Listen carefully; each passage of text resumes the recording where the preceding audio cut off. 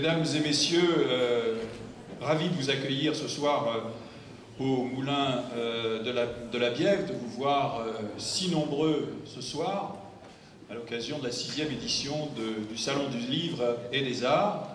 Ce salon est une invitation au voyage, à la confrontation, nous a dit Jean-François Kahn, invitation à la rêverie, à la découverte, aux rencontres, à la lecture et au réveil de la mémoire, comme hier à la mairie de La Île-et-Rose, ou au ressaisissement républicain, comme le disait Memona Interman. Tel est le fil conducteur du Salon du Livre, et qui est placé cette année sous la présidence de Memona Interman, membre du Conseil supérieur de l'audiovisuel, grand reporter à FR3 et écrivain. Nous nous rendrons au Vietnam tout au long de la journée de samedi, et le dimanche, nous ferons des voyages autour du monde en présence d'auteurs, de carnétistes à l'occasion de conférences et de tables rondes. La partie concernant le Vietnam a été élaborée avec Dominique Roland, qui a mis au service de ce salon sa profonde connaissance de ce pays et de sa culture, et je la remercie très chaleureusement pour son aide précieuse. Je voudrais saluer également Monsieur le ministre du Vietnam, qui nous fait l'honneur de sa présence parmi nous ce soir et que je vous demande d'applaudir.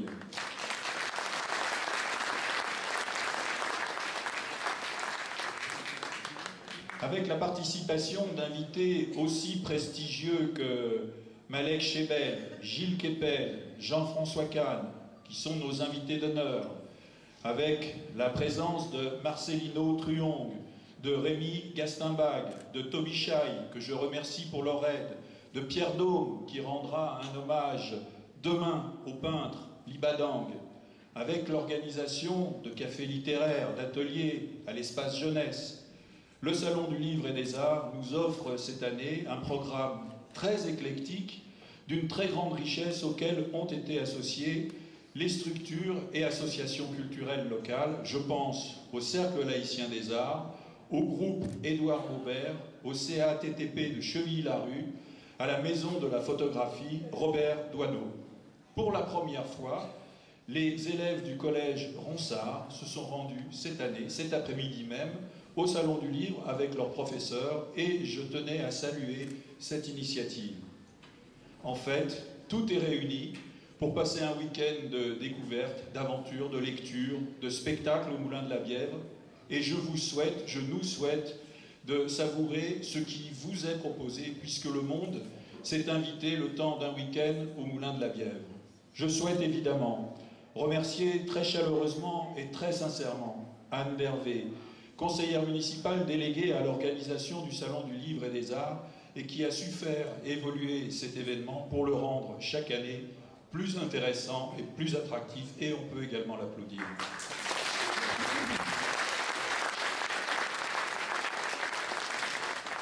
Mesdames et messieurs, nos villes de banlieue ont la capacité d'organiser de belles manifestations à caractère culturel, et ce Salon du Livre et des Arts en apporte la preuve. Mais un salon ne se fait pas seul, c'est le travail de toute une équipe qui entoure Anne. Une équipe administrative avec Marie-Laure Robert et Colette Chassan de la direction des affaires culturelles de la ville. C'est une équipe technique avec le personnel du centre technique municipal qui installe les salles. C'est une équipe de régie qui sonorise et éclaire les salles. C'est l'équipe du Moulin de la Bièvre dirigée par Sonia Scandrani qui accompagne Anne pour la préparation et l'organisation du salon. C'est le service communication dirigé par Nathalie Stuart qui confectionne les supports d'information et de communication à destination du public. Le travail est collectif, il est considérable, il mobilise du temps, de l'énergie, de la présence, de la compétence. Mais je crois pouvoir dire que le résultat est au rendez-vous et qu'année après année, ce Salon du Livre de la ville de La Île-et-Rose gagne en qualité et en notoriété. Merci donc à Anne et aux équipes qui l'accompagnent, et merci pour votre présence très nombreuse. Bonsoir. Bonsoir tout le monde. Monsieur le maire, madame la directrice, et madame, messieurs et madame les élus, et chers amis. Tout d'abord, je voudrais vous présenter mes meilleures salutations de notre ambassadeur qui ne peut pas venir ce soir parce qu'il est retenu à Toulouse pour une autre manifestation relative également comme celle-ci au Vietnam. Je tiens tout d'abord à remercier Monsieur le maire, à toute son équipe, à Madame la directrice et ses collaborateurs et à tous ceux et toutes celles qui participent à organiser ce salon du livre et des arts, cette 6e édition qui est consacrée et qui met le Vietnam en l'honneur. Donc, monsieur et madame, cette année, cette initiative de mettre le Vietnam en l'honneur dans votre salon coïncide bien avec beaucoup de manifestations qui met les relations entre le Vietnam et la France en l'honneur. En effet, cette année, le Vietnam et la France commémorent le 40e anniversaire de l'établissement de relations diplomatiques entre les deux pays.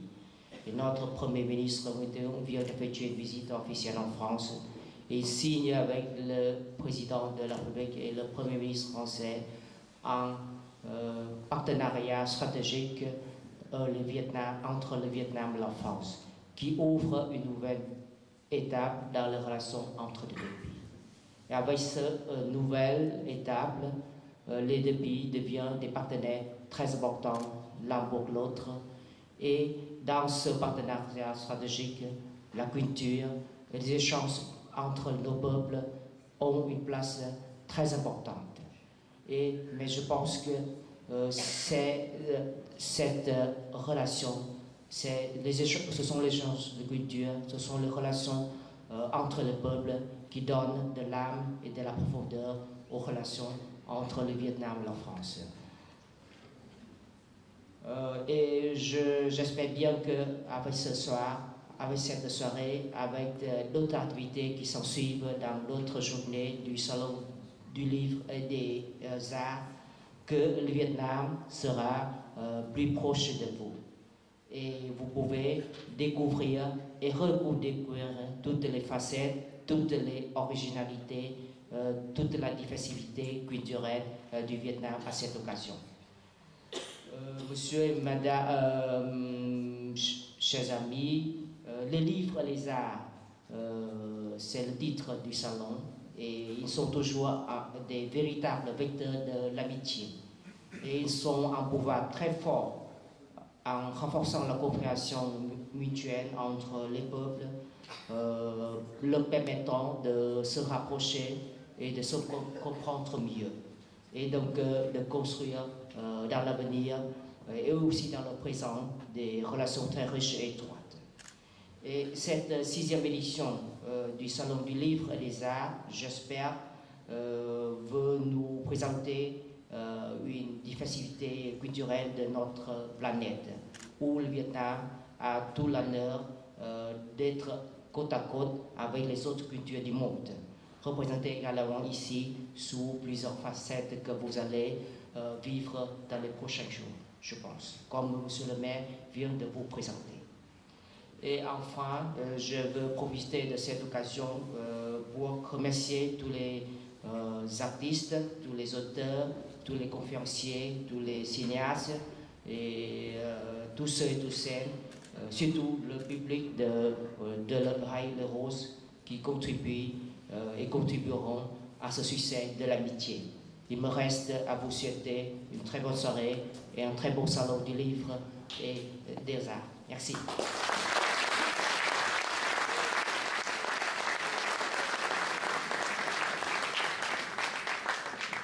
Je vous promets que je ne vais pas être très longue parce que je suis comme vous, j'ai très envie d'aller goûter aux agapes. Alors, monsieur le maire, monsieur le ministre, madame Anne d'Hervé, mes amis, d'abord je vous dois quelques mots d'excuses, et pas par coquetterie, mais c'est vrai que je suis habillée un peu comme l'as de pique. C'est vrai que je suis partie très tôt ce matin. Finalement, cet après-midi, je suis allée travailler comme ça au CSA, mais bon, dans mon bureau. Cet après-midi, j'ai rencontré les élèves. Je me suis dit, bon, pour rencontrer des élèves, ça va. Et ce soir, par pure paresse, je n'ai pas changé de chaussures. Moi qui aime tant les chaussures, comme tous les anciens pauvres qui n'ont pas eu de chaussures, je les regarde souvent dans les boîtes. Elles restent neuves, mais je les porte peu. Mais bon, c'est pas du tout par désinvolture, oui, pour faire bobo que je suis habillée comme ça, c'est la journée qui s'est passée. Moi, je suis très heureuse, de toute façon, d'être parmi vous, très heureuse que vous m'ayez nommée présidente de ce salon. Je le confesse, ça paraît immodeste, mais je dois avoir une tête à honneur, comme d'autres ont des têtes à chapeau, parce qu'on me bombarde assez souvent, présidente de salon, j'ai toutes les médailles de la République. Je les porte au 14 juillet, je le précise, je ne vois pas pourquoi j'aurais l'outrecuidance de les porter devant vous. Je voudrais juste souligner, vous avez vu, je n'ai pas écrit de discours, mais je voudrais juste souligner 2 ou 3 choses devant vous. La première, c'est que c'est extrêmement rare, les pays qui organisent ce genre de salon. Moi, à mon sens, et là que je me suis renseignée, c'est la France qui a eu cette initiative et qui fait qu'on retrouve des salons aujourd'hui dans des pays francophones, par exemple au Liban, par exemple à l'île Maurice. Mais c'est assez rare, c'est rarissime même. Et c'est pas parce qu'ils sont probablement dans la salle que je vais les citer, mais de trouver des gens de cette qualité, comme Gilles Kepel. En effet, la salle était bondée tout à l'heure. Pareil pour Jean-François Kahn, probablement demain pour Malek Chebel. Ce sont des gens vraiment de très haut calibre. Ce sont des gens qui participent au débat de notre pays et singulièrement sur ces questions qui nous fâchent, qui nous divisent, ces questions qui font qu'aujourd'hui la laïcité est un peu tirée de tous les côtés, que les emblèmes nationaux ont été finalement plus ou moins capturés par un côté, que les autres ne savent plus sur quel pied danser. Or, il faut reprendre pied dans ce débat. Et je crois, pour avoir suivi tout cet après-midi, que ces débats nous aident à reprendre possession des sujets qui nous intéressent, qui intéressent notre avenir, qui intéressent notre pays. Donc, vraiment, vive les salons du livre, vive ceux qui les organisent. Il faut beaucoup de bénévolat, il faut des jours de persuasion. Comment croyez-vous que ces gens que je viens de citer resteraient ici un vendredi soir pour vendre quelques bouquins? Ça, je ne crois pas du tout. C'est parce qu'il y a des gens comme Anne Dervé qui les sollicitent, qui les appellent, qui leur envoient des mails, qui disent écoutez, il faut venir. Alors finalement, on vient. Et c'est comme ça que ça marche. C'est vraiment avec la foi du charbonnier. Je veux vraiment rendre hommage à tous ceux qui font que ce salon est là ce soir, qu'il existe, y compris les sponsors, notamment dans la grande distribution. Il ne faut jamais l'oublier, il faut de l'argent pour que ça marche, mais c'est de l'argent bien investi parce que le livre aujourd'hui est menacé, tout le monde le sait. Faire lire les jeunes, comme ceux que j'ai rencontrés cet après-midi, il faut vraiment des profs très motivés pour les pousser à lire, leur disant il y a des choses à découvrir dans le livre, il n'y a pas que les tablettes ou les smartphones. Allez-y, lisez le livre, c'est un ami, c'est un consolateur, c'est pas moi qui l'ai dit, ce sont des écrivains très, très réputés, Flaubert, Georges Sand, et moi ces mots m'avaient frappé, et le livre reste ce lieu de la parole, de la réflexion, et aussi de la mise en scène du monde. Donc, merci pour ce salon. Merci de donner place à cet instrument du savoir, de la communication, de la culture, parce que, encore une fois, dans ce pays qui est bousculé, c'est la culture, ce sont nos cultures qui peuvent nous aider, monsieur le maire, monsieur le ministre, madame, à mieux nous entendre, à moins nous détester, à mieux nous rapprocher. Et c'est la culture, d'ailleurs, entre parenthèses, c'est pas fait uniquement pour les enfants de riches, pas uniquement pour les familles aisées qui ont eu la chance de recevoir en héritage la musique, la littérature. C'est fait pour les gens comme nous, comme vous. C'est fait pour mes frères qui n'ont pas pu apprendre à lire à l'école et à qui les enfants lisent quelque chose. Ça existe. Je suis sûre que ma famille n'est pas la seule. Le livre, c'est précieux. Dans ma famille, il n'y avait pas de livre. Il n'y avait pas de livre. Le premier livre qu'on a eu chez nous, c'était ma maîtresse, mon institut de CM2, Madame Prunière, qui m'avait prêté un livre. Il y en avait très peu. C'était les Mémoires d'un âne. Et je me souviens de mon frère qui revenait le soir avec sa pioche. Quand je lisais les Mémoires d'un âne, je le revois encore, mon frère, il riait aux éclats. Il s'en souvient jusqu'à maintenant. J'espère que dans vos familles, vous prendrez le temps d'ouvrir un livre. Et si vous ne pouvez pas les acheter, allez dans la bibliothèque. Ouvrez des livres, c'est fait pour vous. C'est fait pour ceux pour qui le mot culture, en principe, ça fait peur. Non, non. La culture, c'est pour nous tous. Je voudrais terminer là-dessus. Faites circuler le livre, faites circuler l'écrit. Moi qui ai vécu toute ma vie, ou presque, avec micros et caméras, je sais qu'on a besoin d'écriture. Et il faut que ça reste. Alors, peut-être que nous sommes les derniers des Mohicans, mais si nous nous battons vraiment, il y en aura d'autres après nous. Voilà, merci à tous, merci monsieur le maire, merci à tous.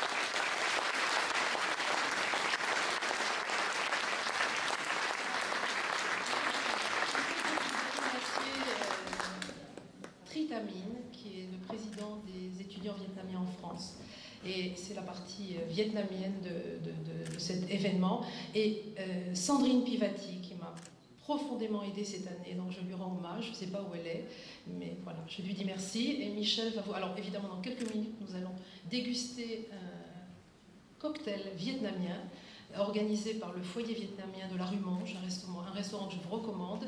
Et je crois que Michel va annoncer une petite participation agréable avant d'aller déguster quelques mets sympathiques et savoureux.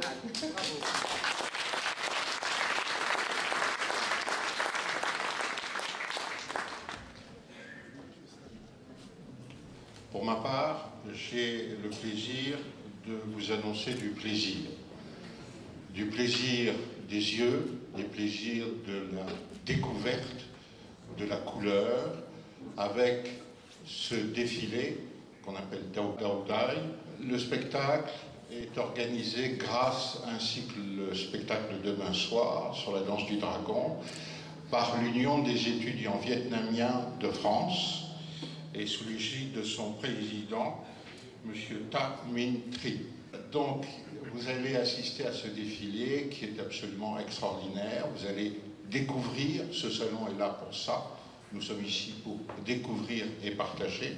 À ce titre, les mannequins que vous allez voir, et j'ai tenu à insister pour les petits, les obscurs dont on parlait tout à l'heure et qui ont contribué à ce succès que nous voyons.